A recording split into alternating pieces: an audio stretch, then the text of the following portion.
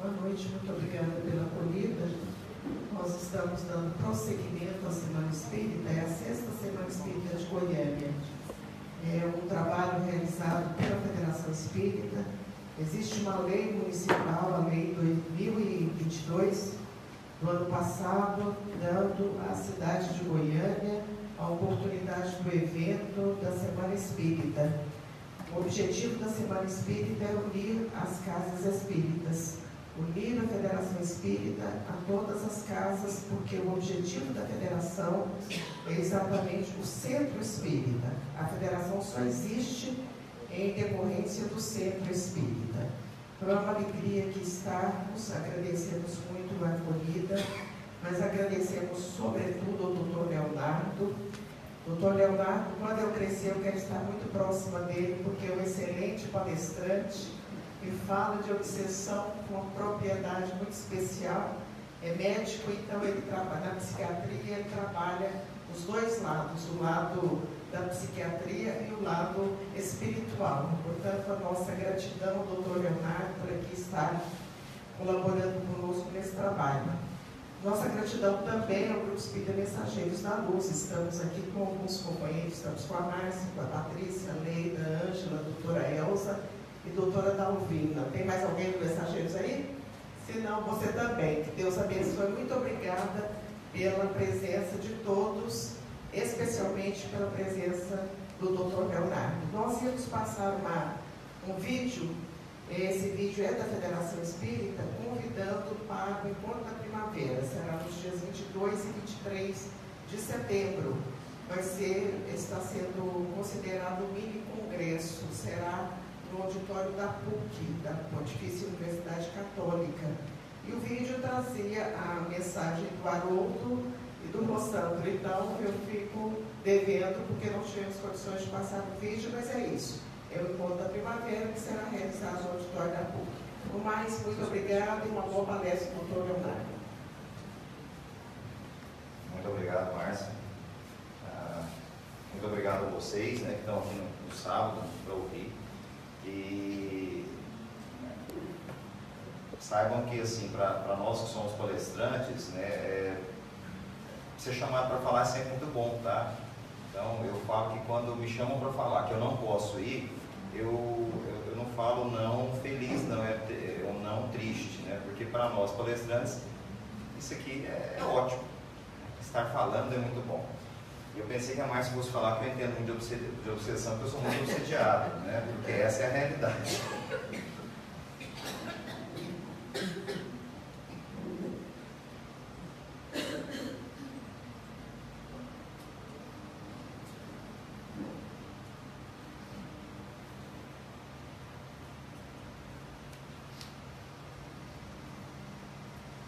Então, é claro, assim, muito obrigado, agradeço a Márcia, né, em nome do agradecimento da Federação, né, por ter chamado, a casa, né, por me acolher, né, durante aí esses minutos que nós vamos ficar aqui. Vou falar só por 2h30. É uma brincadeira, mas eu preciso pedir já o relógio, tá? Então, começou a marcar agora, tá?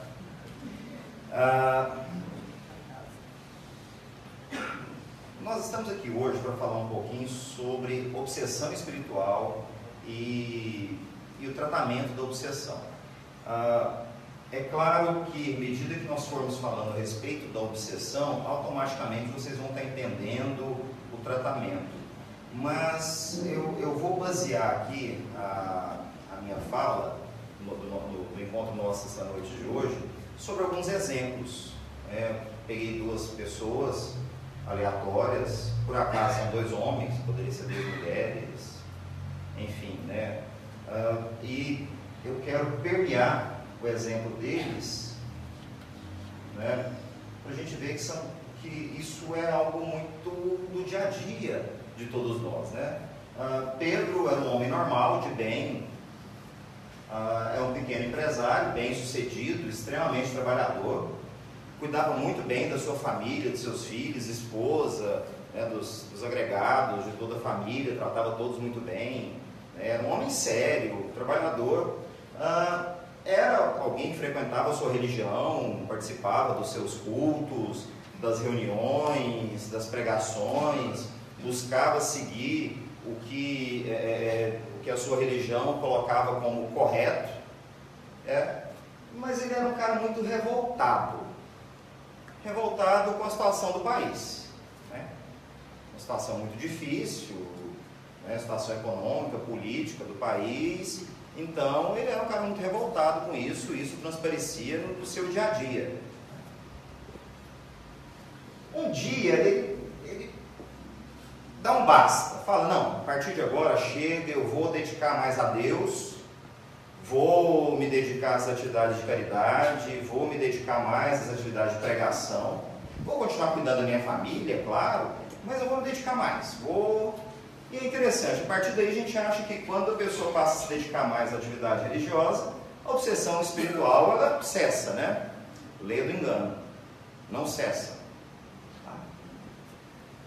Ele era frequentemente envolvido nas teias da obsessão espiritual, assediado por espíritos, como diz André Luiz, por mais que eu não goste muito do termo, mas André Luiz que usa, né? Então quem sou eu, né?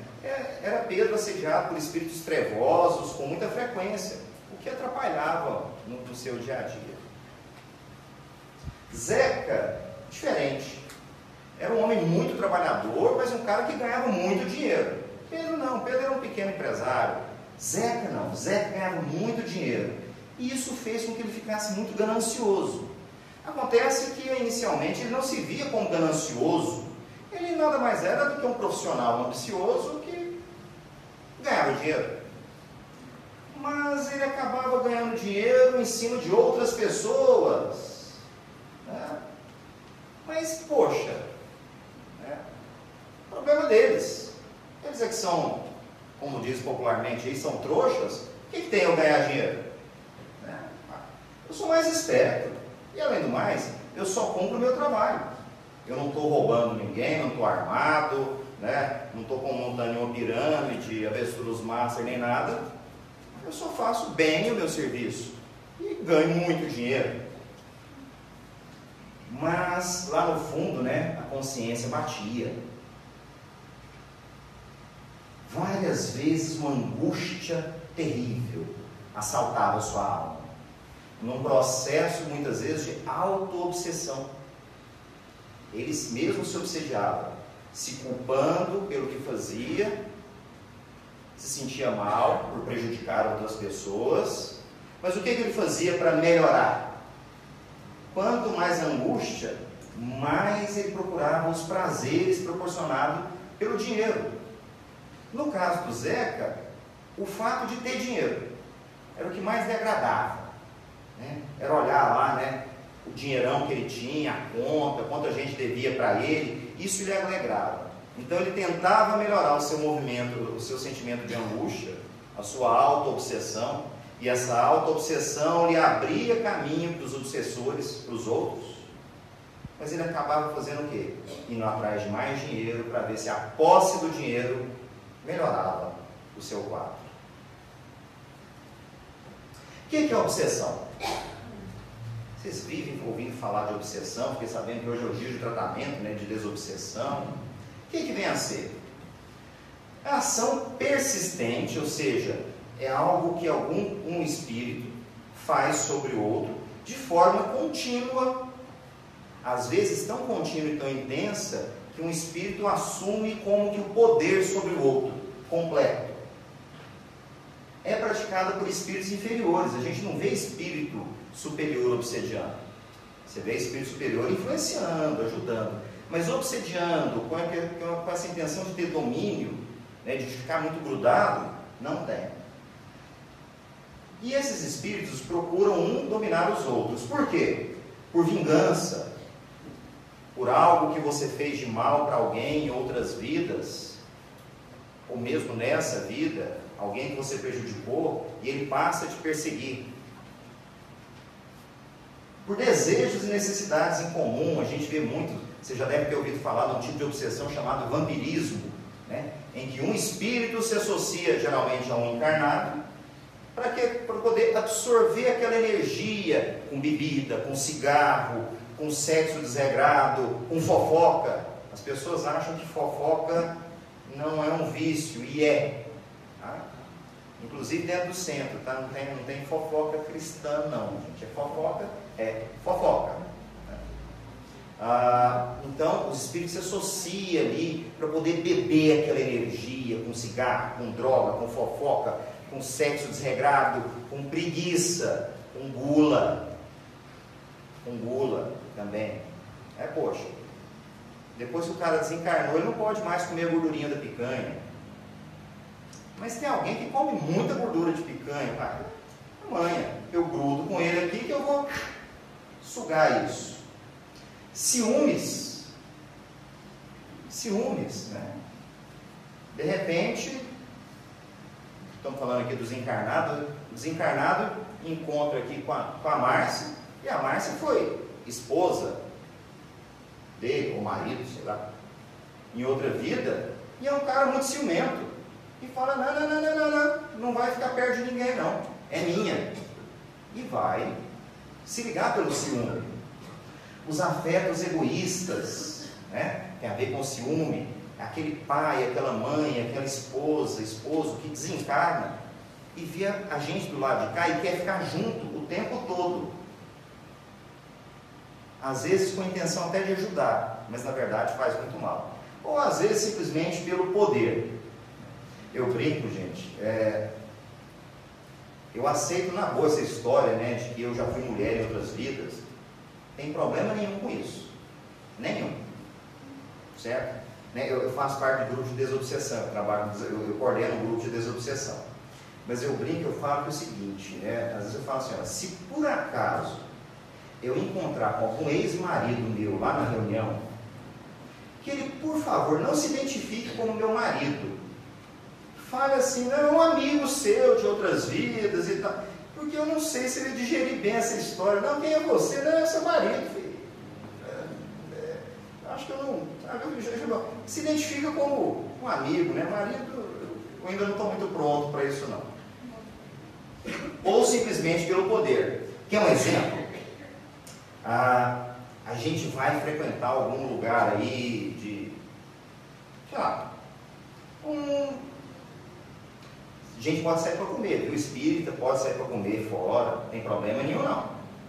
Mas, se for para sair para comer fora, né, tomar uma Coca-Cola, um Guaraná, um suco, é melhor escolher um restaurante, não a boate da moda. Por quê? A fauna espiritual da boate da moda é do restaurante é outra. E aí você resolve ir lá na boate. Né? Famoso inferninho, aquela coisa toda. Você está passando lá, algum espírito te vê e se interessa por você. Por quê? Por ciúme? Não. Porque você bebe? Não, você nem bebe, não fuma, nem nada. Simplesmente porque ele vê a oportunidade de ter você debaixo do mando dele. Certo? Ou seja, simplesmente pelo poder. Uma definição mais kardeciana, né? A obsessão apresenta características muito diversas, várias. Desde uma simples influência moral, né? uma aproximação que o espírito vem e nos intui a fazer algo de errado, de ruim, etc. Ou, sem sinais exteriores, até a perturbação completa do organismo e das faculdades mentais. Quais são os tipos? Gente, obsessão acontece de espírito para espírito. Depende da sintonia. E aí, gente, vai de encarnado para encarnado, de encarnado para encarnado, de desencarnado para encarnado, na obsessão, tem um caso de vampirismo, simplesmente pela perseguição agressiva do encarnado para o desencarnado. Tá certo? Ou seja, obsessão acontece de espírito para espírito. Nós vemos casos aí de encarnado para encarnado. Casamentos, relacionamentos pais e filhos, de trabalho, etc. Que é um processo obsessivo, terrível. E olha, né, tem uma história interessante, né, até o Divaldo que conta, né, que uma irmã lá do grupo de trabalho deles tinha um obsessor muito aguerrido, tenaz, terrível, né? E aí depois assim, de uns 20 anos, vira e mexe, ele estava lá, né? E essa irmã não casou, só tinha um emprego, morava sozinha, e sempre acreditava todo o sofrimento dela na vida, a infelicidade na vida, a perseguição por aquele espírito. E um dia, depois dos 20 anos, né, o doutrinador está lá, o doutrinador perdeu a paciência com o espírito. Virou para ele e disse assim: meu amigo, vamos fazer o seguinte, o que eu me lembro, já tem uns 20 anos que vira e mexe, eu estou aqui conversando com você, e não adianta. Então vamos fazer o seguinte, você não vem aqui mais não, porque nós temos que atender outras pessoas, outros espíritos, certo? Já que você quer ficar grudado dela, você fique, depois vem aqui. Aí o espírito virou para o doutrinador e disse: você está enganado? Como assim? Eu estou tentando deixar ela, tem mais de 10 anos. Ela não me deixa. Como assim ela não me deixa? Então tá bom. Terminou lá a reunião mediúnica, o doutrinador foi lá conversar com ela. Estivemos conversando hoje com o seu obsessor, aquele seu inimigo, adversário terrível, e ele disse que já tem um tempo que é você que não deixa ir. Isso é verdade? A mulher disse: é mesmo. Está pensando o quê? Agora que eu estou aqui solteirona, gorda, ninguém me quer, ele vai ficar livre? Não vai não, vai ficar preso comigo aqui. Entendeu? Então assim, existe a obsessão do encarnado para o desencarnado, né? Voltando para os nossos exemplos, o Pedro e o Zeca.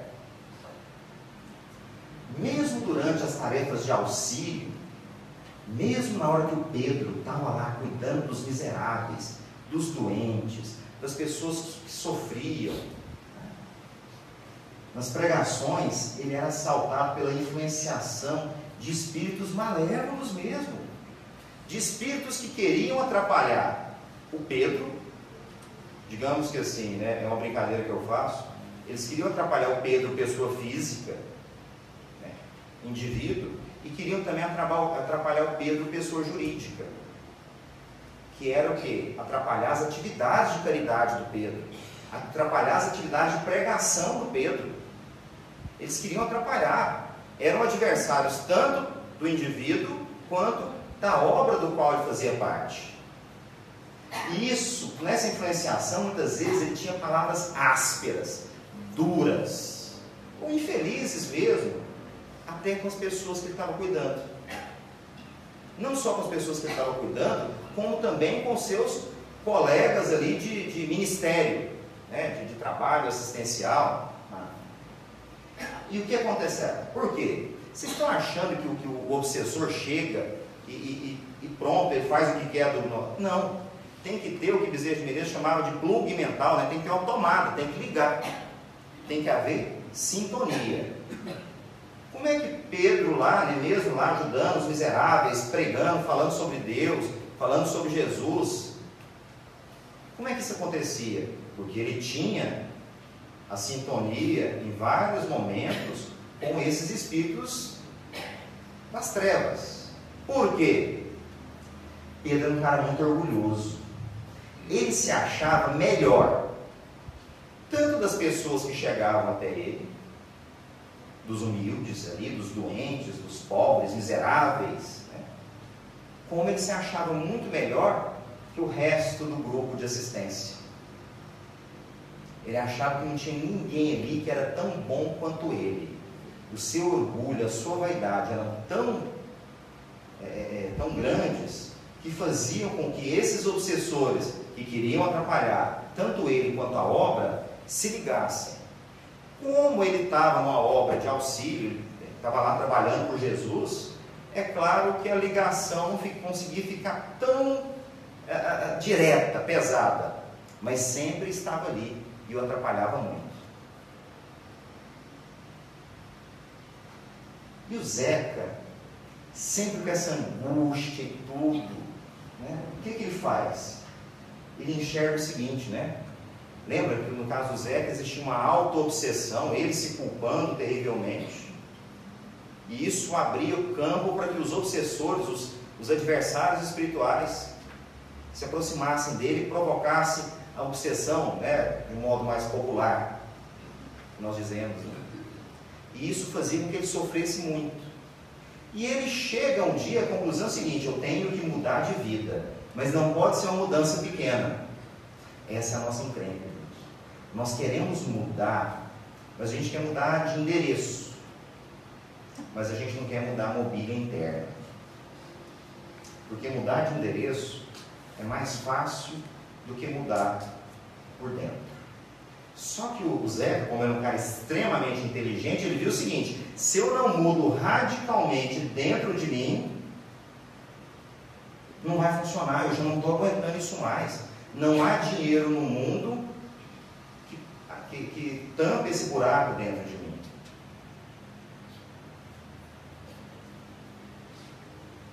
Quais são os graus de obsessão? Nós vimos o que é obsessão, quais são os tipos de obsessão. Vai ser assim, vou contar um pouquinho a história dos dois e vou para a parte teórica nossa aqui. Nós vimos o tipo de obsessão. E quais seriam os graus de obsessão? Gente, para a gente imaginar a obsessão como uma doença, existe a doença leve, a doença moderada e a doença grave, não é assim? O resfriado, a gripe e a pneumonia, por exemplo. A obsessão é mais ou menos assim. Existe a obsessão leve. O que é a obsessão leve? A obsessão simples. É a obsessão do dia a dia. É a influenciação espiritual um pouco mais pesada, um pouco mais profunda. Lembrem, só acontece se houver sintonia. Sem sintonia, nada feito. Vocês não precisam ler tudo não, tá? Depois, se quiser, eu deixo gravado aqui para vocês. Quem quiser pegar depois, não tem problema não. É uma presença, olha, constante e desagradável, inoportuna de um espírito que quer influenciar negativamente outro espírito. Vamos raciocinar aqui, pelo menos aqui hoje, do desencarnado para o encarnado. Inicialmente, a ação do obsessor ocorre de forma episódica. Gente, pessoal aqui a maioria trabalha, né? Paga conta, tem que cuidar de filho, cuidar de casa, tem chefe, tem empregado e por aí vai, né? Espírito obsessor não paga saneado. Espírito obsessor não tem que pagar a conta da CELC, não paga condomínio, não paga escola de menino e por aí vai. 24 horas por dia, 7 dias por semana, por conta. E tem mais. Como eles já estão desencarnados, eles já têm uma melhor noção de tempo, para eles, 1, 2, 3 anos, não é nada. Então, geralmente, como é que eles vão fazendo? Eles se aproximam, jogam a ideia e saem. Vai vendo aquilo ali, vai cevando, né? Vai cevando ali o poço. Detalhe, que é muito importante, que é fundamental numa coisa que nós vamos falar depois no tratamento. Em praticamente 100% das vezes, o obsessor, ele não põe uma ideia dele na sua mente. Praticamente 100% das vezes, ele pega um conteúdo seu, uma coisa sua, e dá energia para aquilo. Quer um exemplo? Medos comuns que nós temos: perder o emprego, né? Perder o sustento da família, fechar a firma que você tem, né? Perder o emprego, perder o sustento. Medo normal, certo? E aí o obsessor vem e começa: o chefe me olhou torto. Não olhou nada. O chefe me olhando torto. Ai meu Deus, vai mandar embora. Ele vai mandar embora mesmo. Ai, mas o que eu vou fazer da vida? E vai. Eu vou passar fome, meus filhos vão passar fome. Entenderam? É um medo seu. Ele vem, pega aquilo ali e vai. Quer um outro exemplo? Os filhos saem para tomar um sorvete, para sair com os amigos, andar de bicicleta. Cadê meus meninos?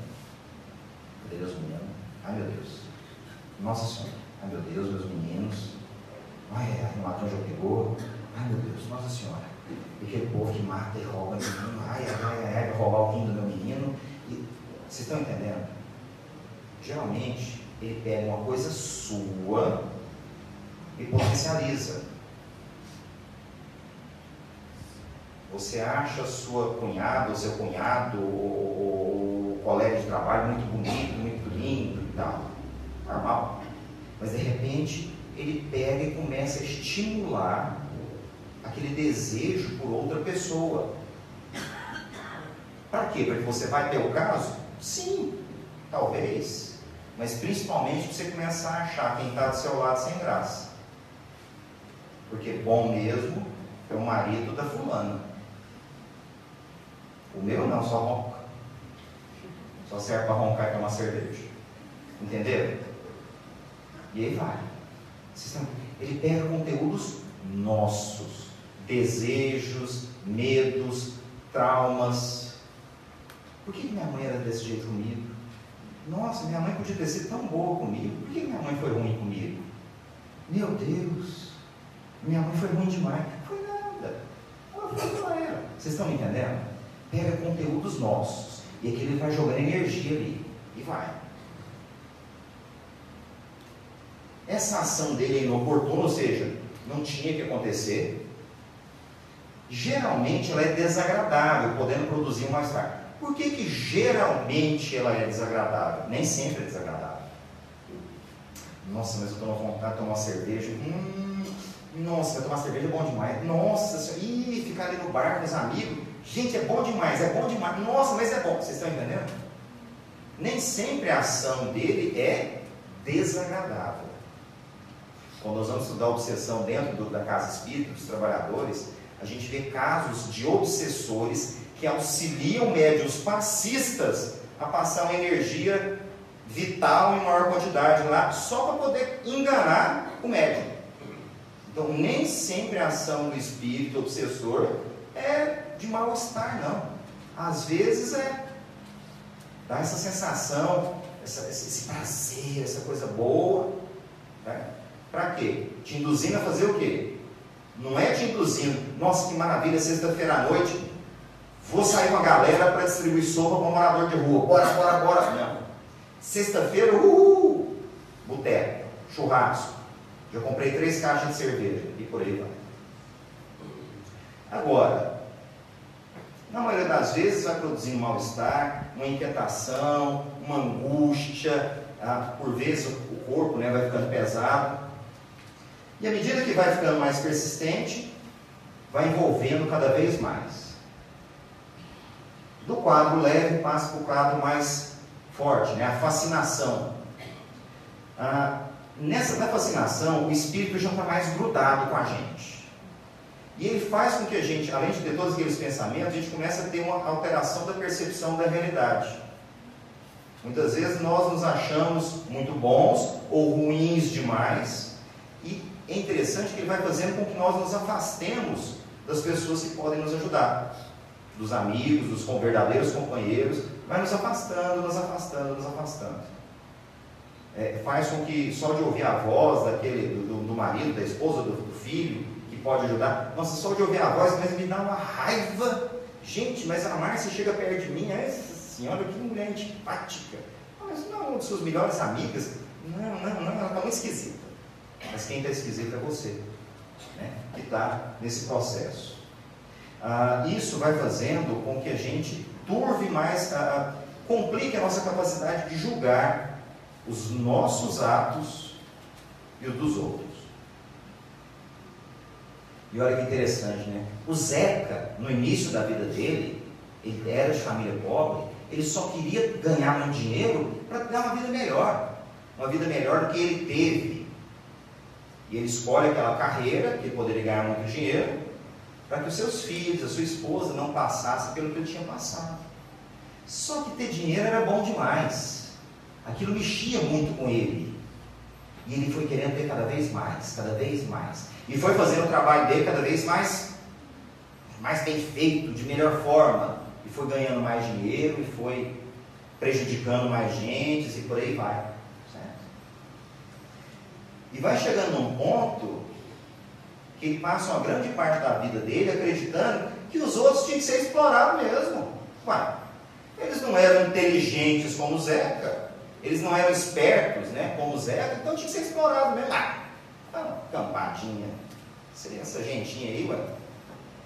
Se fosse inteligente igual eu, não estava nessa situação. Ou seja, num processo claro de uma fascinação. E o Pedro? O Pedro tinha um detalhe seguinte, que mesmo antes dele se dedicar a Deus, como eu falei, ele era um pequeno empresário, mas ele já tinha uma ascendência sobre o pessoal lá, né, que tinha empresas como ele. Ele já tinha uma moral, né, já era um cara respeitado. Poxa, quando ele vai para o trabalho junto de Deus, né, para ajudar, ele queria também ter toda essa deferência. Poxa, ele sempre teve, ele sempre se acreditou melhor que os outros. E ele queria essa deferência, né? Por quê? Porque com o potencial que ele tinha, os outros ainda ter que comer muito feijão, né? O pessoal lá do trabalho assistencial ia ter que comer muito feijão, arroz, farinha, piqui, para chegar perto do nível dele. Isso fazia com que ele fosse tão suscetível, né? Os dois suscetíveis. Subjugação, gente. A subjugação é o grau mais grave da obsessão. É o que popularmente, né, o pessoal chama de possessão. É quando o espírito desencarnado praticamente toma posse, toma controle total ou quase total do espírito do encarnado. A gente vê muitas, às vezes, alguns casos de processo de loucura, né, em que o desencarnado toma conta do encarnado. São casos muito graves, muito graves. Mas começa com a influência espiritual, através da sintonia, passa para a obsessão simples, da obsessão simples vem a fascinação, da fascinação chega na subjugação ou possessão. É um contínuo. Mas para que isso aconteça, gente, o que leva à obsessão? A sintonia. Tá, não quero sintonizar com essa galera. Não quero. Então o que nós vamos fazer? Algumas dicas dadas para nós por Emmanuel e por Sheila, né? Olha o que pode nos induzir à obsessão. Preguiça, ficar à toa, cabeça e mãos desocupadas, trabalho, seja qualquer um, evita obsessão. A palavra irreverente, conversar fiado. Nossa, não pode contar piada não, Leonardo? Eu acho que pode. Deve, é bom, tem que rir. Mas existem piadas boas, né, salutares, e tem piada que não dá, né, gente? A fofoca. Fofoca, gente. Fofoca é um negócio complicado. Muito cuidado. Conversa inútil, conversa fútil, atitude hipócrita. É você falar uma coisa e fazer outra. Gente, é muito interessante. Às vezes a gente está na reunião mediúnica lá, atendendo o obsessor, né, o desencarnado, e fala: meu irmão, você não pode fazer desse jeito. Eu não caio nessa mais não, né? A gente vai ganhando cabelo branco, você vai ficando mais experiente. Mas eu já caí nessas esparrelas. Meu irmão, você não pode fazer assim não. Você fica perseguindo ele, tudo e tal. O espírito vira para você assim: então o que ele está falando? Mas o que? Eu? Rapaz, eu te conheço. Ah, você está achando que eu não vi você aquele dia lá em tal lugar fazendo... A gente até engasga. Hipocrisia. Chega aqui no centro, né? Vem para o tratamento aqui da desobsessão. Oh, meu Deus do céu. Uma coisa linda, né? A senhora uma vez disse que queria que o marido dela morasse dentro do centro. Mas por que, mano? O lar é uma maravilha. Meu Deus do céu, é educado, respeita todo mundo. Vai lá para casa para ver como é que é. Hipocrisia. A gente fala até do político e dentro de casa faz até pior. Entendeu? Isso, gente. Vocês estão achando que o espírito obsessor, né, o nosso adversário, ele acha, ele não está vendo seu pensamento, seu ato? Lembra?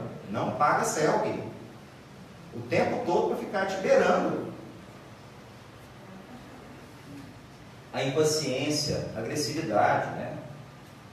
Uma vez perguntaram para o Chico com o que o Emmanuel era mais rigoroso, era com a disciplina mesmo. Aí o Chico falou, não, com a gentileza. Eu tenho que ser gentil com todo mundo. Se eu sou um pouco ríspido com alguém, Emmanuel puxa minha orelha. Gentileza. Nos esforçarmos para sermos gentis. Isso é bom. O pessimismo, gente, os nossos adversários espirituais, eles adoram nos induzir ao desespero.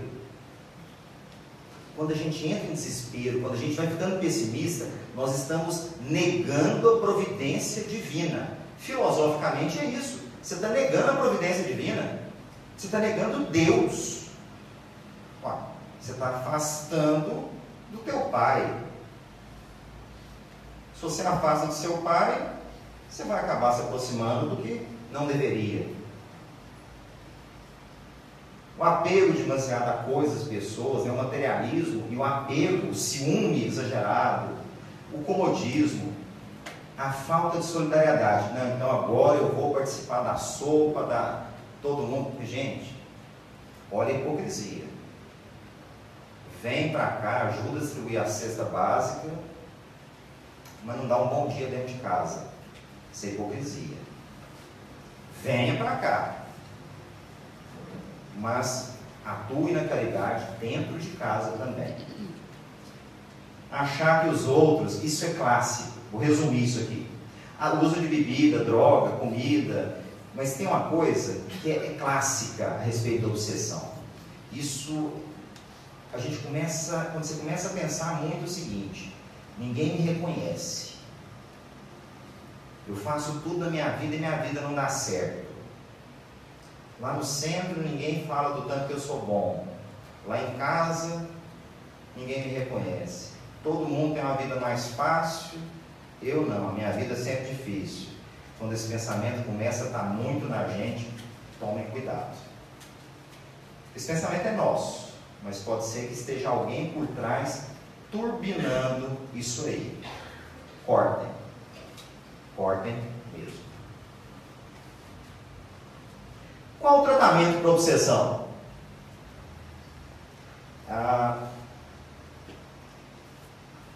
Eu falo muito. Eu sou médico.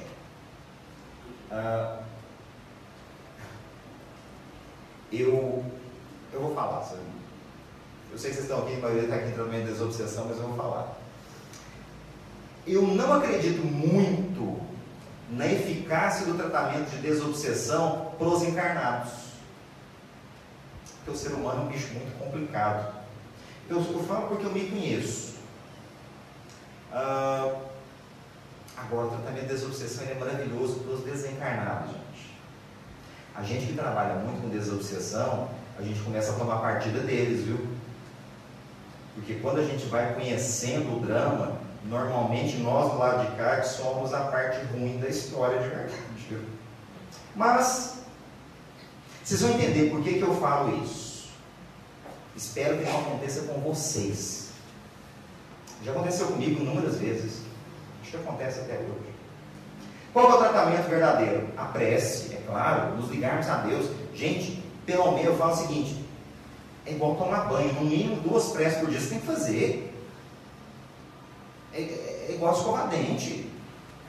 Pelo menos na hora que você acorda e antes de dormir.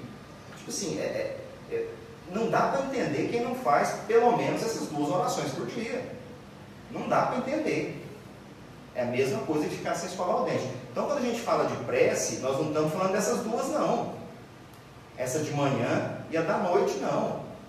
É o hábito da prece de tirar 1 minutinho no trabalho, entra no banheiro e faz uma mini prece. Entra em contato com os bons espíritos, busca a conexão com o Pai. Gente, Ele é seu Pai. Como dizia Jesus, Jesus chamava Deus de Abba. Você sabe o que significa Abba? Não é pai, é papai. Ou seja, segundo Jesus, Ele é o nosso papai. 30 segundos. Papai, estou aqui. Quero entrar em contato com a sua energia, com o seu amor, com a sua misericórdia, com a sua providência. Beleza. Não estou falando da hora de acordar e da hora de dormir, não, porque É igual a escovar dente. Você tem que escovar o dente no mínimo 2 vezes por dia. Você tem que fazer prece no mínimo 2 vezes por dia. Essas outras preces, a prece do tratamento de desobsessão é orar mais. A energia, né? Buscar o passe, a água fluida, o contato com a natureza, né? Energia positiva. O trabalho. Não pode ficar à toa, não. Não pode ficar à toa. E assistir Netflix, ficar na televisão, é ficar à toa. Vá fazer alguma coisa. Tem nada para fazer, varre a casa. Já varri, passa o pano. Já passei, muda móvel de lugar. Vai ajudar o vizinho a fazer faxina e por aí vai. Vai ajudar o centro, vai ajudar a casa, vai ajudar alguém que está precisando. Sempre tem, certo? O Evangelho. Buscar os estudos, né, na casa espírita. Realizar o culto do Evangelho no lar. Gente, o que é o culto do Evangelho no lar? A espiritualidade ajuda todo mundo. Vai na casa de todo mundo, do Enes, da minha, da Marte, do todo, vai. Só que é o seguinte, o negócio está organizado. Então, tipo assim, tem a galera que vai passar aqui no Papillon, certo? Então, tem a galera que vem cuidar aqui do Papillon e vai na casa de um, vai na casa dos outros, tá? Vai indo. Se você tiver um horário marcado, os bons espíritos irem na sua casa, você facilita a vida deles. E ao invés de dar uma passada corrida na sua casa, ele pode programar, vou ficar 20 minutos aqui na casa dela. Nossa, então dá até para vir mais, não precisa vir só um, dá para vir uns 5 ou 6 aqui, porque tem horário marcado. Entenderam? Fora todas as outras coisas boas que o culto traz. Mas se você pensar nesse ponto prático da espiritualidade, buscar assistência espiritual, né? O trabalho de desobsessão é muito útil. Mas Leonardo, mas você falou que... Não, gente, é extremamente útil. Qual que é o problema? O que realmente resolve a obsessão eu não gosto de chamar o negócio de reforma íntima. Porque quando você fala reforma íntima, é uma coisa muito... É como se fosse assim, você quebra tudo e constrói de novo. E não é assim. Uma reformulação íntima, remodelação íntima é melhor. Nós temos que mudar como nós pensamos, como nós somos. E para a gente mudar quem a gente é um pouquinho, a gente só muda se... Alguém sabe qual que é a questão 919 do Livro dos Espíritos? Qual é a forma, o meio prático da evolução? Os Espíritos respondem, né? Um sábio da antiguidade já vos disse: conhece-te a ti mesmo. Nós temos que nos conhecer. Nós temos que olhar no espelho e perguntar quem nós somos. Se vira e mexe eu tenho esses arroubos de achar que todo mundo é melhor do que eu e que eu não sou reconhecido, valorizado, por quê? Eu tenho que entender por quê. Não é sufocar quem nós somos, isso está errado. É entender quem nós somos, buscar o auxílio da doutrina espírita e fazer melhor. Por isso que eu escolhi, a passar do Evangelho, o dever. Nós não vamos nos tornar bons espíritos nessa encadernação. Então a gente cumpre o dever. Entenderam? A gente busca o dever. Vamos cumprir o dever. Certo? Por quê? Vai fazer com que a gente seja melhor? Não. Ser, não. Mas vai fazer com que a gente pense melhor e haja melhor. Já está bom. Mas sem aquela coisa do falso moralismo. Porque no falso moralismo você quer melhorar para os outros. E na mensagem do Evangelho, do dever, diz que cumprir o dever se cumpre para 2 pessoas, para você e para Deus, para mais ninguém. Certo? E os nossos amigos?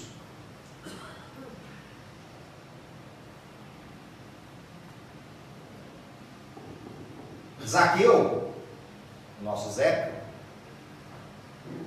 reconhece que não tem estatura moral adequada para fazer a reforma que ele tinha que fazer dentro dele. Ele não dá conta. Vocês conhecem a passagem de Zaqueu? A conversão de Zaqueu? Zaqueu era um homem de baixa estatura moral. Ele era um publicano.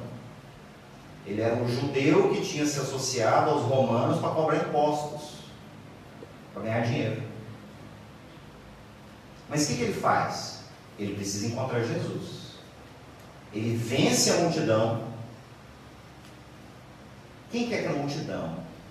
A multidão que Zaqueu vence é ao mesmo tempo os seus pecados, os seus erros, e a multidão dos seus obsessores.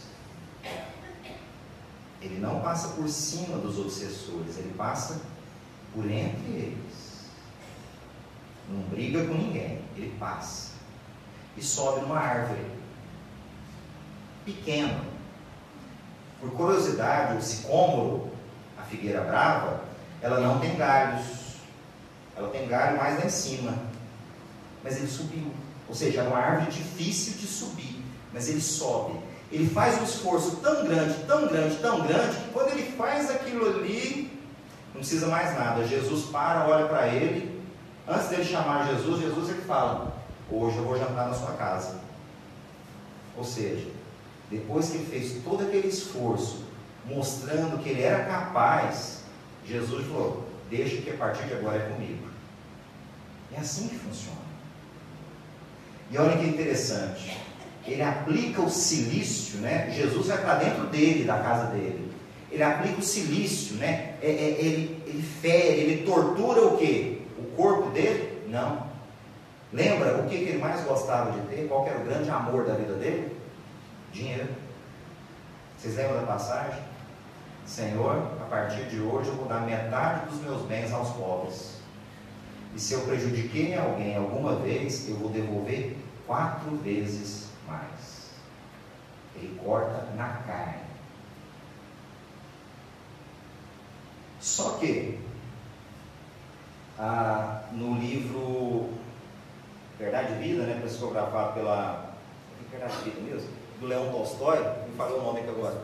Ressurreição e Vida. Ressurreição e Vida, psicografado pela Ivone Amaral Pereira. Tem a primeira parte do livro fala, né, sobre a história de Zaqueu.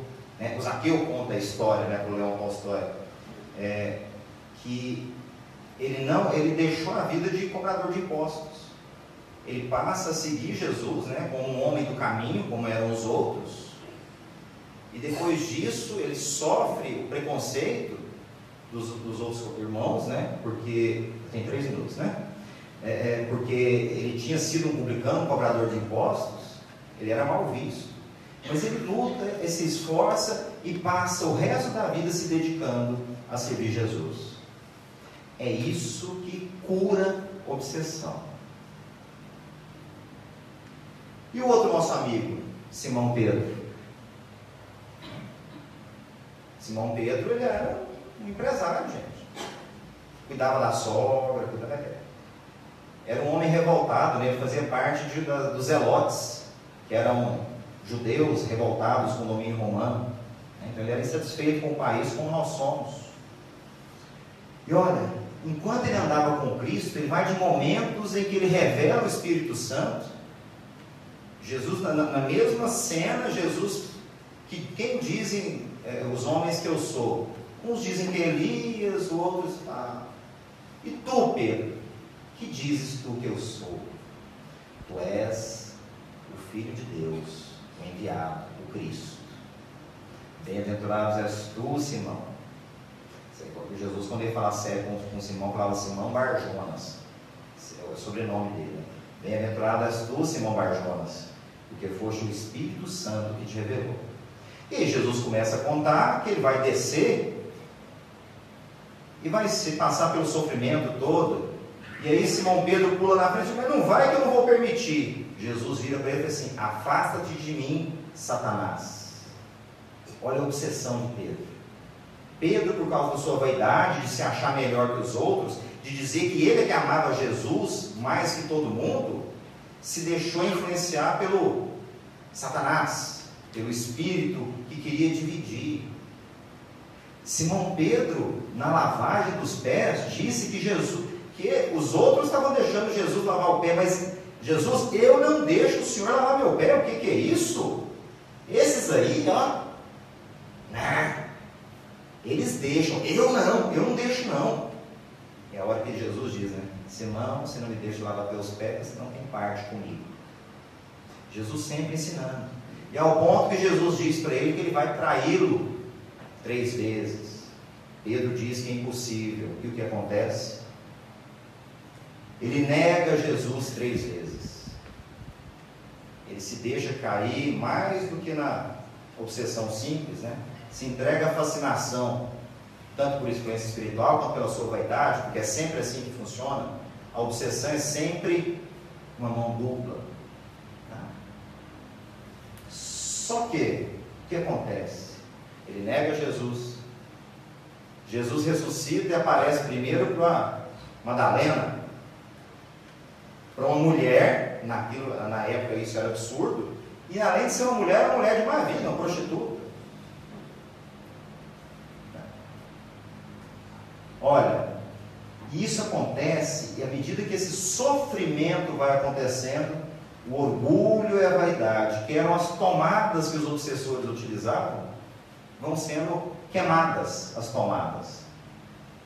E aí vem aquela ceia em Cafarnaum, depois da ressurreição, em que Jesus pergunta para Pedro 3 vezes se ele o amava, é que finalmente fecha aquelas as conexões que os obsessores utilizavam para influenciar Pedro. E é ali que nasce o Pedro apóstolo, que a gente conhece. O Pedro já sem a vaidade, o orgulho. O Pedro que vai apaziguar os seguidores de Jesus. Essa era a função dele. É por isso que Jesus fala: apacenta minhas ovelhas. E aí nasce o Pedro que vai curar em nome de Jesus e faz todas as obras maravilhosas. Leonardo, mas tá bom, você deu o exemplo aí do Zeca, de Zaqueu e de Pedro. Nós não somos eles. É claro que não. Nós não estamos à altura da responsabilidade que eles tiveram. Mas dá para fazer, dá para tentar, dá para esforçar. É interessante que os espíritos reconhecem isso, os bons e os ruins. O Leonardo não melhorou porcaria nenhuma desde que nasceu, mas está tentando. Se está tentando, então a coisa está indo melhor. Conclusão: para realmente melhorar esse flagelo terrível da obsessão espiritual, é a reforma íntima, né? Renovação íntima, bons pensamentos, e sempre buscar ajuda, né? Do Evangelho. Na dúvida, pesquise Jesus. Na dúvida, vá atrás do Evangelho, você vai saber. Se você acha que você está sendo injustiçado, o que quer que seja, vai atrás ali, lê um pouquinho do Evangelho e você vai saber a resposta. Se você está sentindo uma certa influenciação, mudanças de pensamento, vá atrás do Evangelho, né, que você vai achar a resposta. Muitíssimo obrigado.